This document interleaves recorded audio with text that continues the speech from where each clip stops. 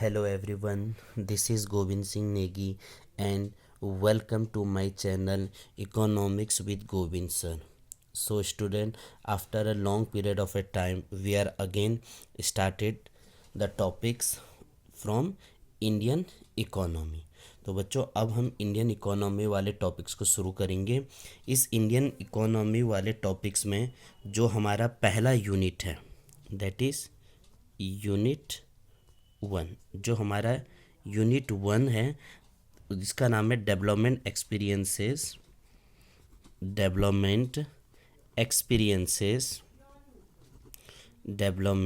Experiences from 1947 to 1990 and economic reforms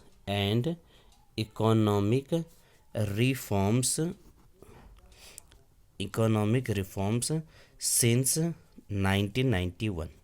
ये हमारा एक कंप्लीट यूनिट्स है और इस यूनिट के अंदर आते हैं हमारे 12 मार्क्स के 12 नंबर का यूनिट्स है।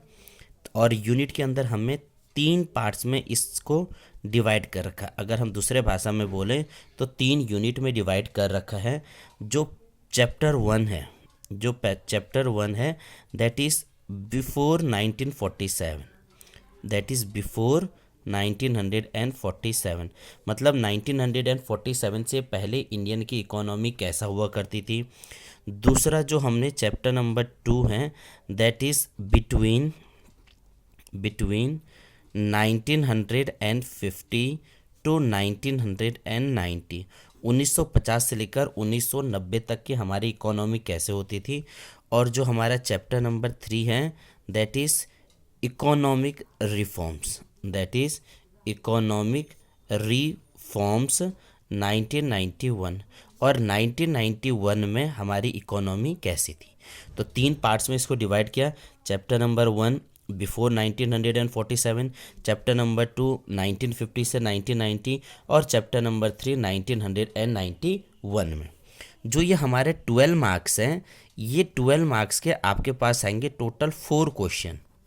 जब हमने प्रिपरेशन करना है तो थोड़ा तसल्ली से भी करना है।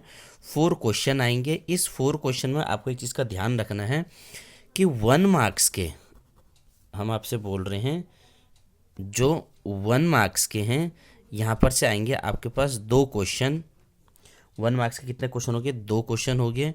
जो 4 मार्क्स के हैं वहाँ पर आ जाएंगे आपके पास 1 क्वेश्चन और जो 6 मार्क्स के हैं यहाँ पर आ जाएंगे आपके पास 1 क्वेश्चन। तो अगर आप क्वेश्चन देखेंगे तो आपके पास 4 क्वेश्चन हो रहे हैं और मार्क्स के हिसाब से देखेंगे तो आपके पास कितने मार्क्स के हो जा रहे हैं? 12 मार्क्स के हो जा रहे हैं। तो इस चीज़ का आपने ध्यान देना है कि यहाँ पर आपके क्वेश्चन किस हिसाब से आएंगे। तो अब हम शुरू कर रहे हैं अपना that is chapter number 1 Indian economy on the eve of independence. ये वाला जो पोर्शन है कि 1947 से पहले इंडिया की इकोनॉमी कैसे रहती थी उस बारे में यहाँ पर इस चैप्टर में हमें बताया गया है।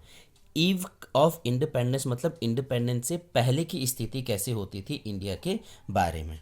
तो जरा हम इसके बेसिक कॉन्सेप्ट से शुरुआत करते हैं, क्योंकि एग्ज़ाम में अब केस बेस्ड क्वेश्चन आने लग गए, स्टडी बेस्ड क्वेश्चन आने बढ़ गए, तो थोड़ा आपको लॉजिक भी पता होना चाहिए कि क्या क्या क्वेश्चन, किस प्रकार के वो क्वेश्चन आपसे पूछ सकता है। तो हम पहली सब हेडिंग लेके चल रहे हैं that is features of Indian economy. भारतीय अर्थव्यवस्था कैसी हुआ करती थी 1947 से पहले। आपको पता ही है 1947 से पहले इंडिया किसके अंदर था? ब्रिटिशर के अंदर था। तो हम कैसे थे? कॉलोनियल रूल पर थे। कॉलोनियल रूल का मतलब हो गया ब्रिटिशर के अंदर। हम ब्रिटिशर रूल के अंदर आते थे, या हम इसे बोल सकते थे औपनिवेशिक शहर। औपनिवेशिक मतलब ब्रिटिश हम पर रूल और रेगुलेशन वगैरह बनाते थे और हमें उसे लागू करना पड़ता था, हमें उसे मानना पड़ता था। एक प्रकार से हम गुलाम के प्रकार से थे। तो हमारी जो फीचर्स थे ब्रिटिशर के टाइम पीरियड पर वो किस हिसाब से, हमने इसको 6-7 प्रकार से डिवाइड कर रखा है।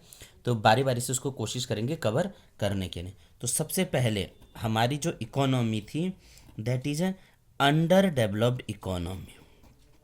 First one is A under developed economy, under developed economy. अब इस अंडर डेवलप्ड इकोनॉमी का मतलब क्या हो गया? वो इकोनॉमी, हमने इकोनॉमी को बेसिक कॉन्सेप्ट में अगर हमारी पुरानी वीडियो देखोगे आप, 3 प्रकार से इकोनॉमी को बांट रखा है। First one is a developed, कि जो विकास हो चुके हैं। Second one is a developing, जो विकासशील हैं। और third one is A under develop, जो अल्प विकसित है, अंडर डेवलप। तो इंडिया 1947 से पहले कैसा था? अंडर डेवलप्ड हुआ करता था। अब अंडर डेवलप्ड इकोनॉमी क्या इकोनॉमी हो गई? वो इकोनॉमी जिसकी पर कैपिटा इनकम बहुत कम हुआ करती थी, जिसकी पर कैपिटा इनकम मतलब प्रति व्यक्ति आय, हम बात कर रहे हैं प्रति व्यक्ति आय, पर पर्सन कितना पैसा कमाता था। जब हमने उस टाइम मेजरमेंट किया था, जो इकोनॉमिस्ट हुआ करते थे, तो उन्होंने 1945 से 50 के बीच में ये चीज़ मेजर करके देखा, तो दैट वाज ओनली ₹20, 20 रुपया कमा रहे थे पर कैपिटा इनकम। अब ऐसा भी हो सकता है कि कोई बंदा बहुत ज़्यादा पैसा कमा रहा है, ये भी हो सकता है कि कोई बंदा बहुत कम पैसा कमा रहा है, ये भी हो सकता है कि कोई बंदा कुछ भी पैसा नहीं कमा रहा है। तो पर कैपिटा इनकम में हमने एक एवरेज निकाल रखा था, दैट इज़ ₹20। तो पूछा जाता है एमसीक्यू में कि पर कैपिटा इनकम कितना हुआ करती थी, तो आप बोलोगे ₹20। सेकेंड वन इज़ पोवर्टी, गरीबी, जो तब भी और अब भी हमारी एक बहुत बड़ी समस्या वगैरह चल रही थी। गरीबी का मतलब क्या होगा यहाँ पर? 3/4 of the population are poor, 3/4 बंदा आज भी हमारे, उस टाइम भी क्या था? गरीब था। मान लो 100 लोग हैं, तो 100 में से आप ये मान लीजिए 75 बंदा तो गरीब है, आधा से ज़्यादा भारत के लोग क्या थे? गरीब थे। तो इसीलिए भी हम क्या होते थे? अंडर डेवलप की बात यहाँ पर कर देते हैं। तो हमारे यहाँ गरीब भी बहुत ज़्यादा हुआ करते थे। प्लस जो हमारी बेसिक इंफ्रास्ट्रक्चर की रिक्वायरमेंट की बात करते हैं, लैक ऑफ शेल्टर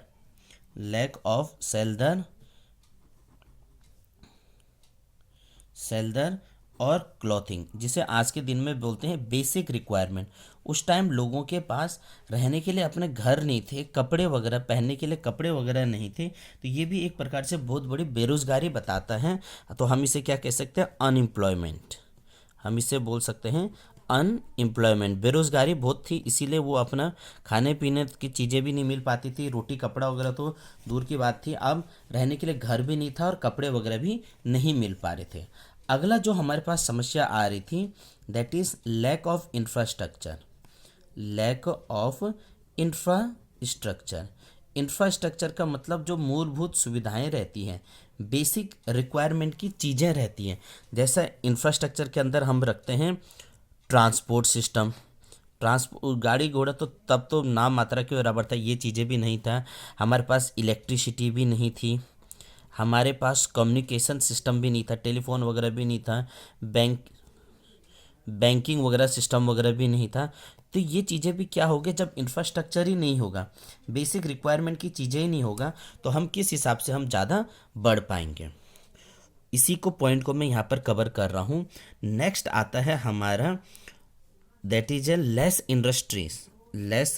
इंडस्ट्री, जो उद्योग वगैरह थे, जो कारखाने वगैरह थे, वो भी इस टाइम पे नहीं थे, क्योंकि ब्रिटिशर कभी चाहते ही नहीं थे इंडिया में इंडस्ट्री लगे, क्योंकि इंडस्ट्री लग जाएगा तो फिर प्रोडक्शन यहीं होगा, यहीं पर के लोगों को एम्प्लॉयमेंट मिल जाएगा और फिर इंडिया की इकोनॉमी ज़्यादा बढ़ जाएगी। तो इंडिया जो इंडस्ट्री हुआ करता था, that is a production of raw material, हम सिर्फ प्रोडक्शन करते थे रॉ मटेरियल का, हमारे यहाँ फाइनल गुड्स नहीं हुआ करते थे।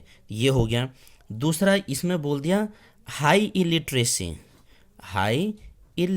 भाई पढ़े लिखे भी बहुत सारे कम थे, बहुत ज़्यादा लोग अनपढ़ हुआ करते थे, आज भी नहीं है, लेकिन उस टाइम पे तो कुछ ज़्यादा ही स्थिति हमारे यहाँ पर ख़राब थी। जो हमारा मेन ऑक्यूपेशन हुआ करता था, दैट इज ए एग्रीकल्चर, खेती बाड़ी पर ही हम एग्रीकल्चर डिपेंड रहते थे। फिर अच्छी फसल हो गई तो थोड़ा बहुत जी लिया, और अच्छी फसल नहीं हुई तो फिर किसान तो वैसे ही तड़पते रहता था और ज़्यादा उससे दिक्कत वगैरह हो गई थी। अगला इस कारण क्या है? लो इन्वेस्टमेंट, निवेश के बारे में तो वहाँ पर सोचा ही नहीं जाता था, क्योंकि ब्रिटिशर कभी चाहते ही नहीं थे इंडिया में इन्वेस्ट वगैरह कर सकें। और लास्ट जो कारण है लो सेविंग, या पैसे वगैरह की भी हमारे सामने, और बचत की तो बात ही नहीं, जब पैसा ही नहीं था तो बचत हम कहाँ से करते थे। तो ये एक कारण था कि इंडियन की इकोनॉमी कैसी इकोनॉमी हुआ करती थी, अंडर डेवलप्ड इकोनॉमी। आपसे क्वेश्चन आएगा कि right A short notes on under developed economy before 1947।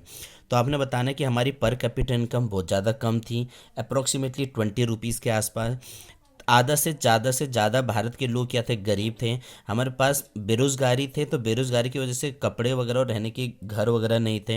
हमारे पास बेसिक इंफ्रास्ट्रक्चर की चीज़ें नहीं थी, जिसे हमने रोटी कपड़ा मकान इलेक्ट्रिसिटी ट्रांसपोर्ट बैंकिंग सिस्टम बोल दिया है। लेस इंडस्ट्री, उद्योग वगैरह भी बहुत कम रहते थे। फैक्ट्री वगैरह जब थी नहीं, हमारे यहाँ सिर्फ रॉ मटेरियल का प्रोडक्शन किया जाता था, फाइनल गुड्स तो होता नहीं था। बहुत ज़्यादा क्या था, इलिटरेसी थी, पढ़े लिखे लोग नहीं थे।